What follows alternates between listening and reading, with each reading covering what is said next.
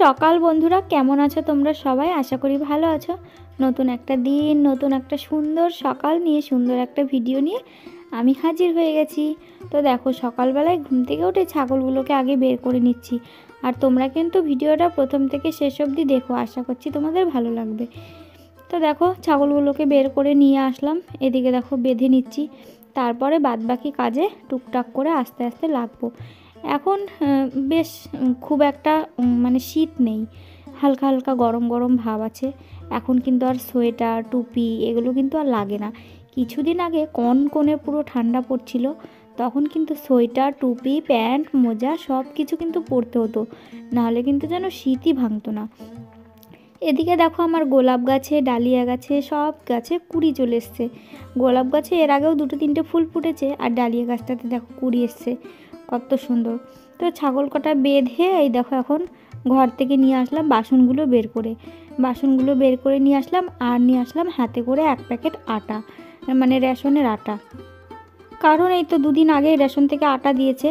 তো তো এই দেখো আটার প্যাকেটটা নিয়ে এসেছি না, ছেঁড়া প্যাকেট, দেখতে পাইনি। আটা না অনেকটাই পড়ে গেল ঢেলে। তারপরে দেখো এখন বিচুলি দিয়ে আটা দিয়ে ভালো করে মেখে দেব। মেখে দিয়ে তারপরে ছাগলরা খাবে আর আমি কাজ করব। তাহলে আর ওরাও চেঁচামেচি করবে না, ওদেরও ভালো লাগবে, আমারও ভালো লাগবে। তো অনেকটুকুই আটা পড়ে গেল। আর এখন জানো তো আটার যা দাম হয়েছে, মানে এখন তো রেশন থেকে নিয়ে এসছে, এক একটা আটার প্যাকেট 30 টাকা করে অরিত্রীর পাপা কিনে নিয়ে আসে সময়তে, যখন আর কি থাকে না, তখন খুব কম পাওয়াই যায় না। 1 প্যাকেট পাওয়া যায়, দোকান থেকে কিনে নিয়ে আসে 30 টাকা 25 টাকা প্যাকেট।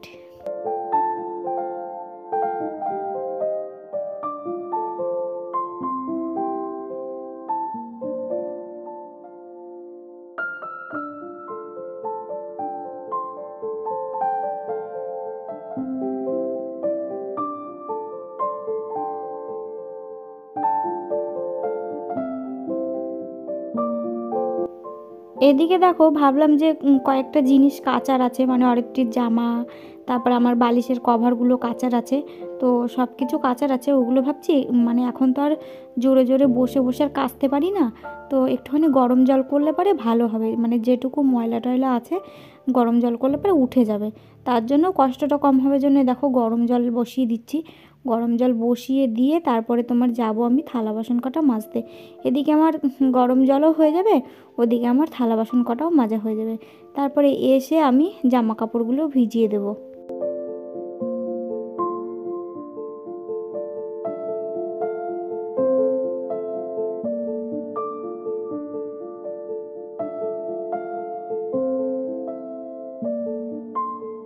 জানো তো, আমরা যে মেয়েরা এই যে ঘর সংসারের কত কাজকর্ম করি, ঠিক আছে, এগুলো কিন্তু বেটা ছেলেদের চোখে না কিছুই না, ঠিক আছে। বেটা ছেলেরা যে ইনকাম করে নিয়ে আসে, ওরা মনে করে কি যে না আমরাই কাজ করি, মেয়েরা মনে হয় বাড়িতে বসে থাকে, ঘুমায় শুয়ে থাকে, ফোন দেখে, এইসব হয়তো ভাবে, ঠিক আছে। মানে সাপোজ কথার কথা বলছি।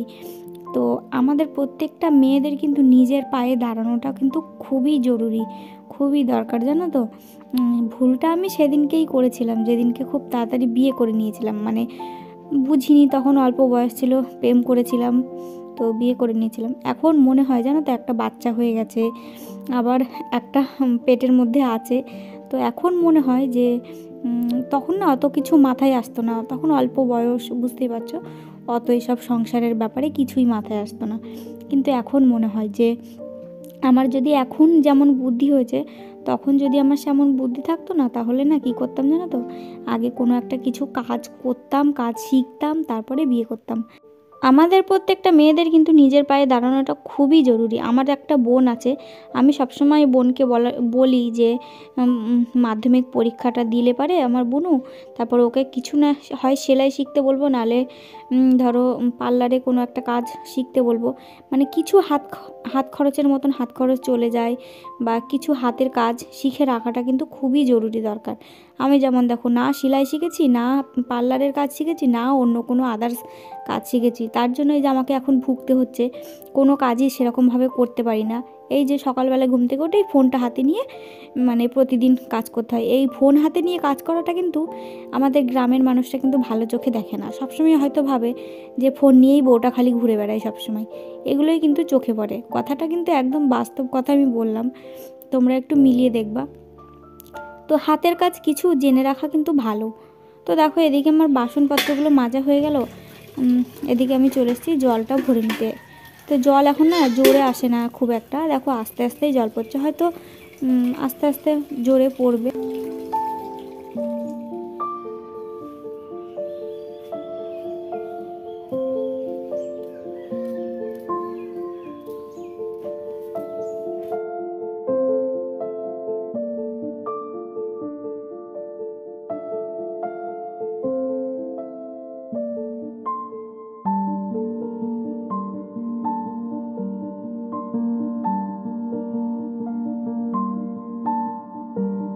দেখবে যতই আমাদের বরেরা কাজ করুক না কেন, যতই আমাদের হাজব্যান্ডরা কাজ করুক না কেন, তবুও নিজে যদি একটা পয়সার কাজ করা যায়, পয়সা ইনকামের কাজ করা যায়, তবুও কিন্তু মানে একটা দাম থাকে আলাদা, ঠিক আছে? মানে সব সময় না বরের কাছে 10 টাকা 20 টাকা কি 30 টাকা কি 50 টাকা আমার লাগবে সব সময় না চাইতেও ভালো লাগে না। দেখবে ঠিক আছে কোনো কথা শোনায় না, ঠিক আছে, কিন্তু 5 বার না শোনালেও একবার কিন্তু মানে রাগ এসে যায়, দেখবে। তো তার জন্য প্রত্যেকটা মানুষের, প্রত্যেকটা মেয়েদের কিন্তু আমাদের নিজের পায়ে দাঁড়ানোটা খুবই জরুরি।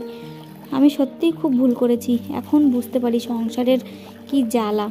তো দেখো বন্ধুরা, ওদিকে ব্রাশ ট্রাশ করে এই যে মুখ টুক ধুয়ে নিচ্ছি। এখন যাব তোমার ঘরে গিয়ে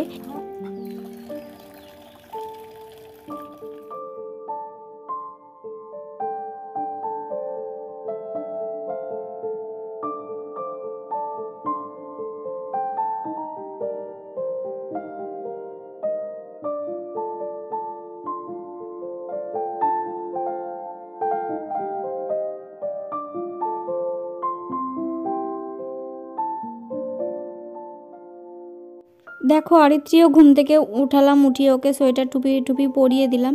আর এখন অরিত্রীর পাপা কাজে যাচ্ছে, ঠিক আছে, অল্প একটুখানি কাজ আছে, তো কাজে চলে যাচ্ছে। আমি বললাম যে হ্যাঁ তাহলে বাজার টাজার করে দিয়ে যাও একবারে, তো হয়তো কাজের থেকে আসার পথে একবারে বাজার করে নিয়ে আসবে। আমি এদিকে দেখো বিছানাপত্রের কি অবস্থা, বিছানা টিছানা তো অনেক দিন হলো, ব্ল্যাঙ্কেটটা তো কাচাই হয়নি, ব্ল্যাঙ্কেটটা তো আমি তুলতেই পারবো না। একবার ব্ল্যাঙ্কেট কাচতে গিয়ে জানো তো আমার নখ ভেঙে গেছিলো, নখ ভেঙে সে কী রক্ত বেরোচ্ছিল জানো না।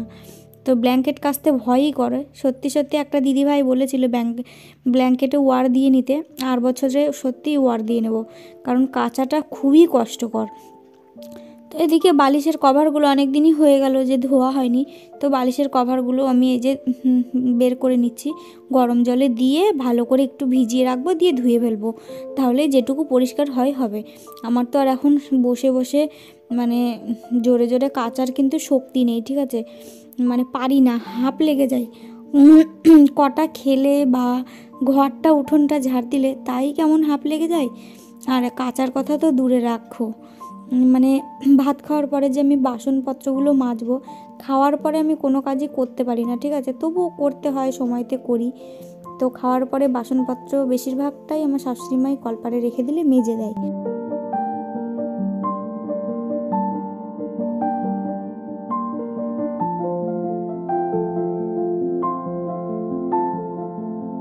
গুড মর্নিং বন্ধুরা, কেমন আছো তোমরা সবাই? আশা করি ভালো আছো, সুস্থ আছো, আমরা সবাই ভালো আছি। তো দেখো এখন যাচ্ছি, এই দেখো টাকা নিয়ে নিয়েছি হাতে, এখন যাচ্ছি দোকানে এক প্যাকেট সাব আনবো। আর অরিত্রী কী খাবে, তো 15 টাকা নেওয়া হয়েছে। ভেবেছিলাম অরিত্রীর পাপাকে একবারে বাজারে পাঠাবো, বাজার থেকে আনতে বলবো, কিন্তু ও তো কাজে চলে গেল, তার জন্য দোকানে যাচ্ছি, চলো আয়। অরিত্রীর পাপাকে ভেবেছিলাম আজকে বলবো যে বড় একটা সার্ফের প্যাকেট নিয়ে আসতে, এই 10 টাকা দামের সার্ফের প্যাকেট নিয়ে এসে না হয়ই না, জানো না। তো পরে দেখো আমি আর অরিত্রী গিয়ে যে দোকান থেকে যে সার্ফের প্যাকেট 10 টাকা দামেরই নিয়ে আসলাম, এখনকার মতন তো কাচি, পরে দেখা যাবে, পরে বলবো একটা বড় প্যাকেট নিয়ে আসতে, কারণ ছোট ছোট প্যাকেট সার্ফের প্যাকেট না হয় না, জানো না তো, মানে এই আনি এই শেষ হয়ে যায়, এই আনি এই শেষ হয়ে যায়, তার জন্য ভালো লাগে না।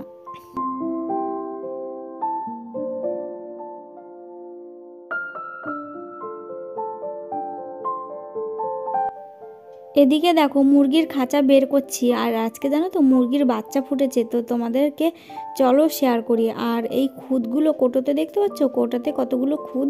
এই খুদগুলো কিন্তু অনেক দিনকার, আমি কিন্তু রেখে দিয়েছিলাম খুদ, যে মুরগি তাওয়াতে দেব, বাচ্চা ফুটবে তো তারপরে দেব। তো মাকে আগে নিয়ে এসে ধরে ওর ভেতরে রেখে দিলাম, তারপরে বাচ্চাগুলোকে নিয়ে এসেছিলাম, না হলে ঠোকর মারতো।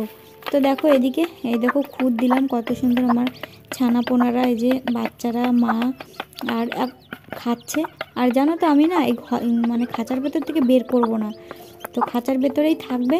তো যখন একটু বড় হবে তখন বের করব, না হলে কি হবে বলো তো, সব বাচ্চা হয় কাগে খেয়ে নেবে, নাই বিড়ালে খেয়ে নেবে, নাই কুকুরে মেরে ফেলবে, তো এরকম করে করে না থাকে না।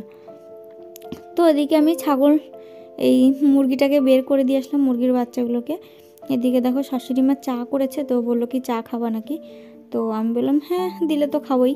তো দেখো চা আর একটা রুটি নিয়ে আসলাম, তো চা আর রুটি খাচ্ছি। চা দিয়ে ডুবিয়ে ডুবিয়ে রুটি খেতে কিন্তু আমার বেশ ভালো লাগে। তো দেখো কাচাকুচির কোনো সিন নেই, টাইম কলে এই যে এইভাবে করে একটু ডলে ডলে ধুয়ে নিচ্ছি, তাহলে যেটুকু পরিষ্কার হয়, বেশ ভালোই পরিষ্কার হয়েছে।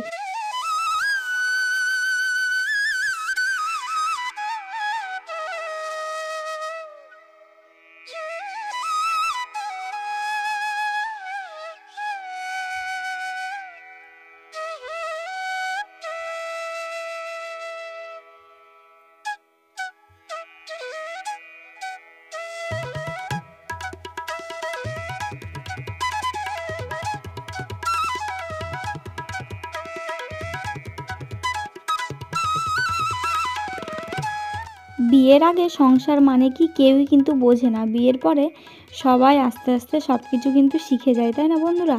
তো দেখো বিয়ের আগে কিছুই বুঝতাম না, কিছুই ভাবিনি কিভাবে কি করব, কিভাবে কি হবে না হবে, ওইসব কোনো দিন মাথায়ই ছিল না। আর এখন দেখো কত ভাবতে হয়, কত ভাবনা চিন্তা করে একটা কাজ করতে হয়, কত হিসাব করে সংসার চালাতে হয়, যে এখন আছে জন্য এখন গপ গপ করে খেয়ে নিলাম, ভবিষ্যতে পরে কি খাবো, কাল কি খাবো, সেসব ভাবনা চিন্তা করে চলতে হয়। তো দেখো বালিশের কভার টভার, মেয়ের জামা টামা সব কিছু কেচে দিলাম। আর মেয়ের জামা না খুব নোংরা হয় জানো না, তো আজ কেচে দেবো, আবার কালকেই যা তা হয়ে যাবে। কেন বলো তো, মাটি কাদা এগুলো নিয়ে খালি খেলা করবে, মাটির ভেতরে গড়াগড়ি পারবে, আর সেই নোংরা হয়ে যায়। আর আমি যেমনি কাচতে পারি না, কষ্ট হয় আমার, তেমনিও নোংরা করে। তো কি করা যাবে, এরকমভাবেই চলি।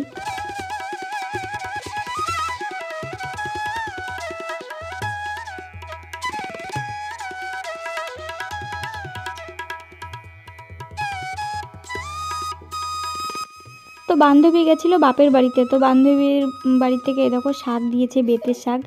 তো বেতের শাক এই যে আমার শাশুড়ি মা বললো কুচি কুচি করে কেটে দাও, তো আমি এই দেখো কুচি কুচি করে ভালো করে কেটে দিয়েছে। আমার শাশুড়ি মা ওই যে ওখানে রান্না করছে।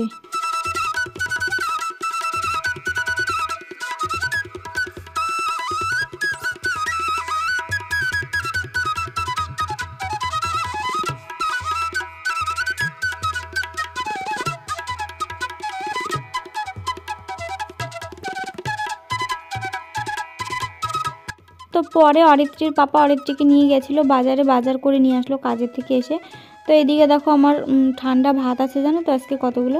তো আজকে রান্না টান্না করার কোনো সিন নেই, ঠান্ডা ভাত আছে, ডাল আছে। আর এদিকে দেখো বড় মা বললো যে অরিত্রীর জন্য মানে ভাত রান্না করেছে ফেনা ফেনা করে, সেই ভাত হচ্ছে নিবা নাকি, আমি বললাম কি তাহলে দেন। তো অরিত্রীর জন্য ফেনা ভাত আলু সিদ্ধ নিয়ে আসলাম। আমার মেয়ে ডাল খায় না জানো তো, আর ভাত বাড়তে গিয়ে দেখি ভাতগুলো না নষ্ট হয়ে গেছে। তারপরে আমার শাশুড়ি মার কাছ থেকে ভাত নিয়ে এসে অরিত্রীর পাপাকে দিলাম, আর আমি ওই ভাতই কোনো রকম করে ডাল দিয়ে খেয়ে নিলাম। আর চলে এসেছি এখন রান্নাঘর লেপতে। তো রান্নাঘরটা দেখতেই পাচ্ছ, লেপা পোছা ভেতরটা কমপ্লিট করেছি, এখন শুধু বাইরেটা লেপছি। পেছনের আর সাইডের ডোয়াটা আগের দিন করে নিয়েছি, আর শুধু এই সামনেটা লেপা পোছা বাকি ছিল জানো তো। কেন বাকি ছিল জানো তো, লেপবো লেপবো করে লেপাই হচ্ছিল না, কারণ রান্নাঘরের দরজা এখনও লাগানো হয়নি, তো তো তার জন্য লেপাই হচ্ছিল না। তো কি করা যাবে, দরজা হোক বা না হোক পরে আবার নেই হলে লেপবো। তো দেখতে একদম বাজে লাগছে, অর্ধেকটুকু লেপেছি আর অর্ধেকটুকু লেপিনি, তো তার জন্য লেপতে বসেছি। দেখো কত কষ্ট করে, পেটে যে কত কষ্ট হচ্ছে এরকমভাবে বসে বসে লেপতে, আমি জানি আর ভগবান জানে। তবুও করতে হচ্ছে। তো ল্যাপা পোছা কমপ্লিট করে আসলাম, এদিকে এসে দেখছি ছাগলে সেই চেঁচাচ্ছে। তো ছাগলের জন্য গেছিলাম পাতা কাটতে ঘরের পেছনে, কলা পাতা দুটো কেটে নিয়ে এসে দিয়ে এই যে বেঁধে দিলাম, তাহলে ওরা একটুখানি খাক, আমি আবার বাদবাকি কাজটুকু করি। তো দেখো চলে আসলাম, এই যে আমার আজকে না বেশ ভালো রোদ উঠেছে জানো তো, সুন্দর রোদ দিয়েছে। তো তার জন্য এই যে কত সুন্দর তাড়াতাড়ি শুকিয়ে গেল। তো 1 ঘন্টার মধ্যে পাতলা পাতলা জিনিস তো সব শুকিয়ে গেছে। তো এগুলো আমি তুলে নিলাম। এখন না স্নান করে নেব জানো তো, স্নান করে তারপরে একটুখানি শুয়ে রেস্ট করব।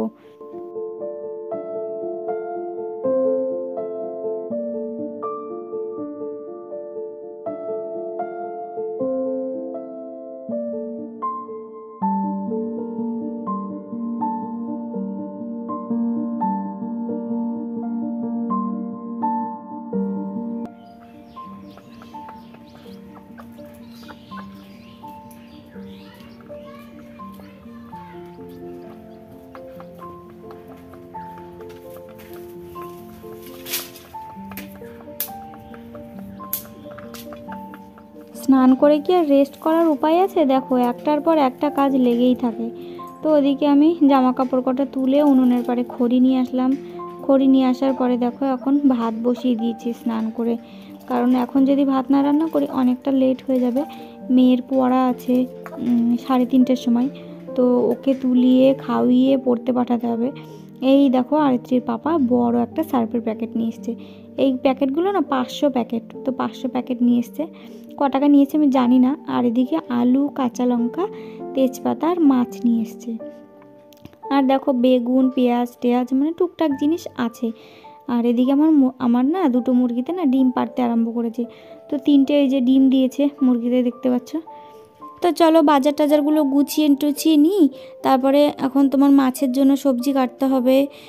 আর রুই মাছ নিয়ে এসছে আজকেও। আর একটুখানি না মাছের তেল আছে জানো তো, ভাবছি কি বেগুনও আছে, বেগুনগুলো দিয়ে একটু পেঁয়াজ আলু কুচি দিয়ে একটুখানি মাছের তেলটা চচ্চড়ি করব। আর এদিকে তোমার আলু দিয়ে মাছটা রান্না করব।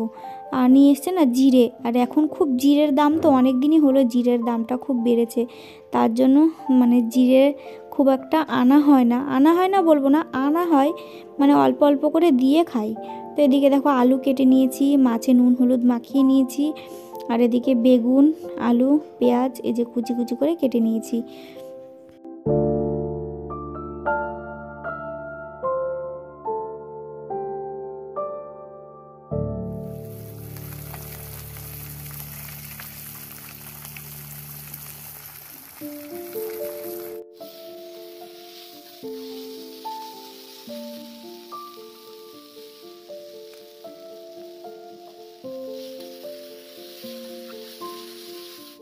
এই যে মাছের তেলটা আমি নামাচ্ছি, এই মাছের তেলটা দিয়েই আমার না, যদি আমাকে 3 বেলা ভাত দাও 3 বেলাই আমার খাওয়া হয়ে যাবে। এত ভালো লাগে আমার, এত ভালো লাগে। মাছ না দিলেও হবে, মাছের তেল দিয়ে ভাত দিলে আমার খুবই ভালো লাগে। তো মাছের তেল এই যে রান্না হয়ে গেছে, অল্প একটু হয়েছে দেখতে পাচ্ছ, তেল অল্প একটু নিয়েছে তাই অল্প একটুই হয়েছে। আর মাছের তেল চচ্চড়ি খেতে কিন্তু অরিত্রির পাপাও খুব ভালোবাসে জানো তো। তো এখানে আদা জিরে শুকনো লঙ্কা এই যে বেটে নিয়েছি। শুধু আলু দিয়ে যখন মাছ রান্না করি তখন না শুকনো লঙ্কা বেটে দিলে আর কি তরকারির কালারটা খুব সুন্দর ভালো হয়। আর তারপরে জানো তো আলু দিয়ে আর রান্না হলো না, তারপরে লাস্টে আবার একটা বেগুন কেটে দিয়েছিলাম। কেন বলো তো, দেখো তরকারিটা একদম অল্প একটু হয়ে গেছিলো। তারপরে কি করব, বেগুন কেটে দিলাম। তারপরে দেখো ভাজা ভাজা করে নামিয়ে এই দেখো এখন তরকারিটাকে সম্বারা দিচ্ছি।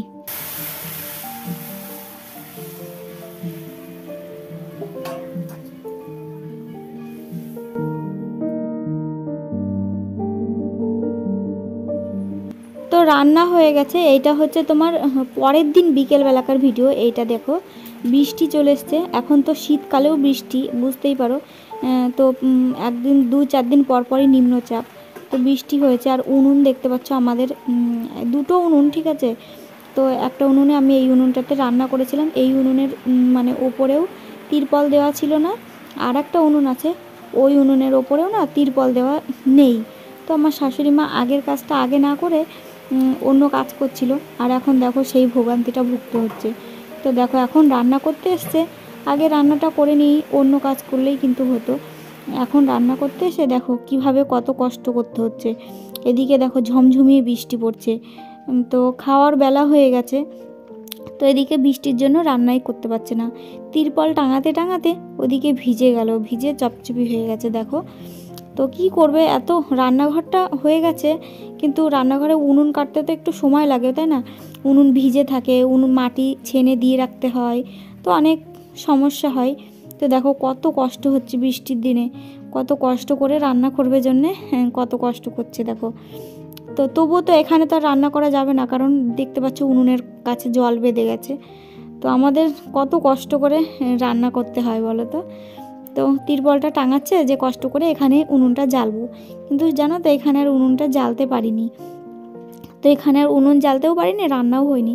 তো আমার শ্বশুরমশাইকে, আমি তো রান্না করেছিলাম, আমার শ্বশুরমশাইকে বলেছিলাম ভাত খাওয়ার কথা, তো উনি আর খায়নি। তো আমার শাশুড়িমা, কাকি শাশুড়িমার মানে রান্নাঘরে গিয়ে লাস্টে রান্না করে নিয়ে আসে, তারপরে খাওয়া দাওয়া হয়, মানে খায় আর কি। আমি বলেছিলাম কিন্তু খাইনি। তো দেখো তিরপলটা শেষে এরকমভাবে টাঙালো, নিজে তো ভিজে গেলই, তাহলে অন্য কাজটা ছেড়ে আগে রান্নাটা করে নিলেই পারে, তো সেটা তো করেনি, তার জন্য তো এই ভোগান্তি। তো দেখো বৃষ্টিটা অনেকটাই থেমে গেছে, ওদিকে কাকি শাশুড়িমার ঘরে রান্না করছে আমার শাশুড়িমা, তো আমার শ্বশুর এসে দাঁড়িয়ে আছে। আর এদিকে দেখো ছাগল ঘরের ভেতরে তুলে রেখেছি, তো আজকে তো সারাদিনই প্রায় বৃষ্টি হচ্ছিল, তুলে রেখেছি ঘরের ভেতরেই খাবার দিচ্ছি। ওদেরও না ঘরের ভেতরে থাকতে না বেশিক্ষণ ভালো লাগছে না জানো তো। তো কি করব, ঘরের ভেতরে এই যে কলা পাতা কাঁঠালের পাতা দুটো বেঁধে দিয়ে আসি।